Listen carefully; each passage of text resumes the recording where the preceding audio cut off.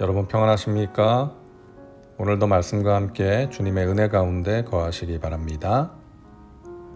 오늘부터 고린도 전서 말씀을 함께 보겠는데요. 먼저 고린도 전후서 서론입니다.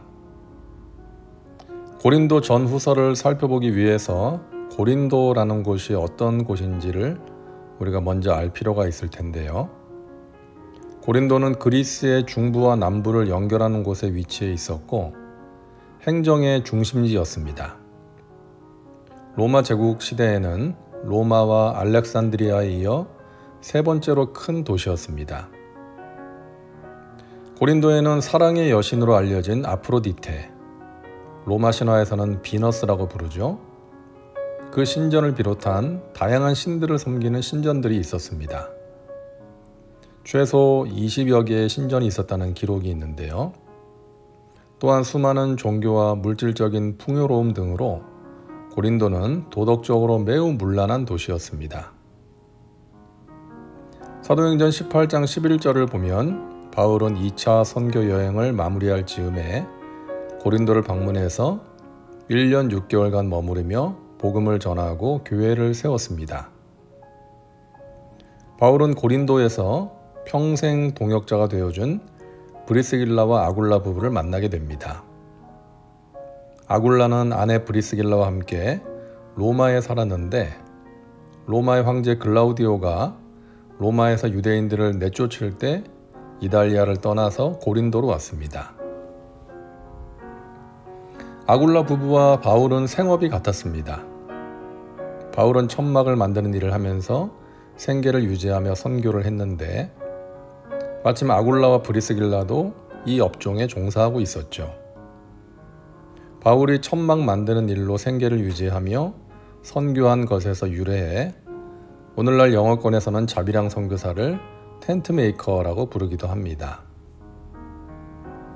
바울은 주중에는 천막을 만들면서 기회가 있을 때마다 전도했고 안식일이 되면 고린도 회당에 가서 강론하고 유대인과 헬라인을 권면했습니다. 여기서 강론하다는 성경 말씀을 설명하는 것이고 권면하다는 예수님을 믿도록 설득하는 것을 의미합니다.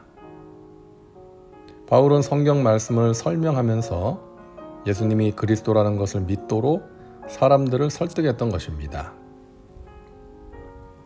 자, 그렇게 세워진 교회가 고린도 교회인데요.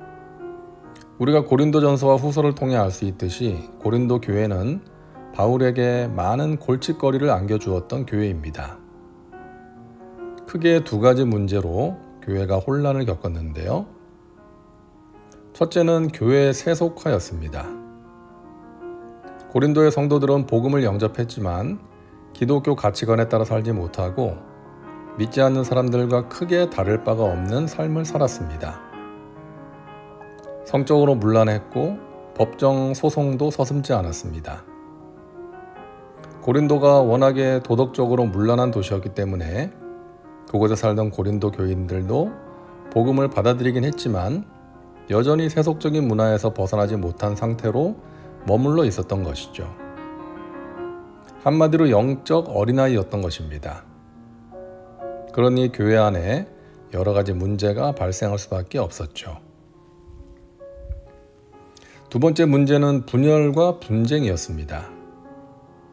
고린도 교회에는 가난한 자들과 부유한 자들이 있었고 신분이 천한 사람과 높은 사람들이 있었습니다. 다양한 계층의 사람들이 있었던 것이죠.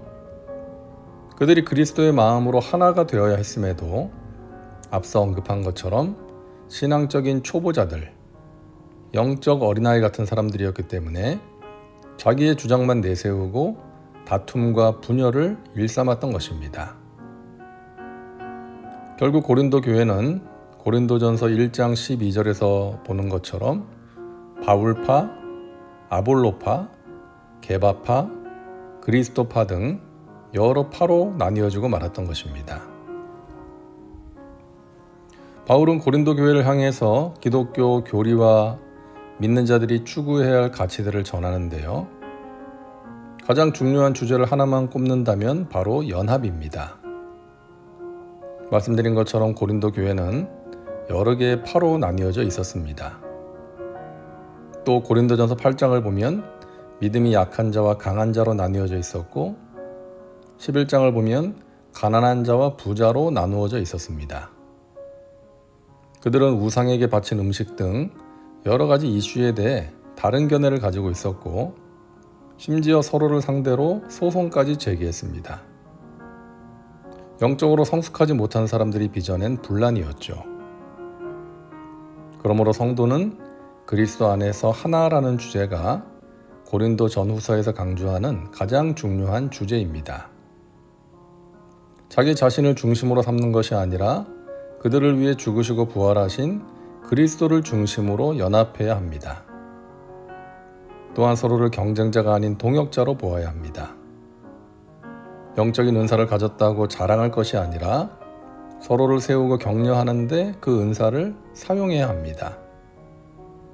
우리는 모두 같은 몸에 속한 지체이며 그리스도가 그 몸의 머리가 되신다는 사실을 고백하고 인정할 때에 비로소 연합할 수 있다고 바울은 간절하게 권면합니다.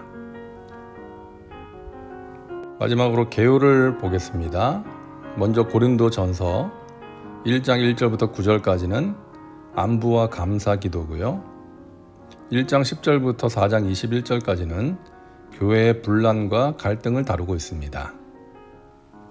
5장 1절부터 6장 20절까지는 교회 안에 있는 도덕적 이슈들에 대한 내용이고 7장 1절부터 15장 58절까지는 교회의 질문들입니다. 그리고 마지막 16장 1절부터 24절은 연보와 마무리 인사를 담고 있습니다. 다음 고린도 후서인데요. 1장 1절부터 11절은 안부와 감사기도, 고린도 전서와 동일하고요. 1장 12절부터 2장 13절까지는 방문을 보류한 이유에 대한 내용입니다. 2장 14절부터 7장 4절은 사도의 사역과 삶을 다루고 있고 7장 5절부터 16절은 고린도에서 온 소식입니다. 8장 1절부터 9장 15절은 예루살렘 교회를 위한 연보, 그리고 10장 1절부터 13장 10절까지는 사도직에 대한 변호이고 마지막으로 13장 11절부터 13절까지는 마무리 인사입니다. 자, 이것으로 서론을 여기까지 마치고요. 내일부터 고린도전서 1장의 내용부터 함께 살펴보고 나누도록 하겠습니다. 기도합니다. 사랑과 은혜가 풍성하신 하나님, 오늘도 말씀과 함께 살게 하시니 감사합니다. 오늘도 말씀과 함께하는 우리 사랑하는 믿음의 식구들, 무더위에 건강 지켜주시고 날마다 주의 말씀을 통해 주님께서 주시는 귀한 은혜와 깨달음을 얻게 하여 주시옵소서. 고린도 교회에 있었던 여러 가지 문제들이 또 이슈들이 오늘날 우리의 교회 안에도 있음을 봅니다. 교회를 세우신 주님, 교회의 머리 되신 주님께서 우리가 그리스도 안에서 연합하기를 간절히 원하고 계시는 줄 압니다. 우리 믿음의 식구들이 주님의 사랑 안에서 서로를 이해하고 용납할 수 있도록 인도하여 주시옵소서.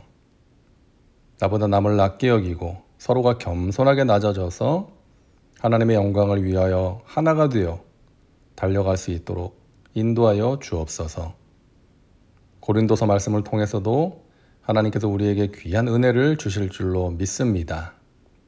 감사드리며 예수님의 이름으로 기도하옵나이다. 아멘. 오늘도 말씀과 함께 은혜 가운데 거하시기 바랍니다. 여러분 사랑하고 축복합니다.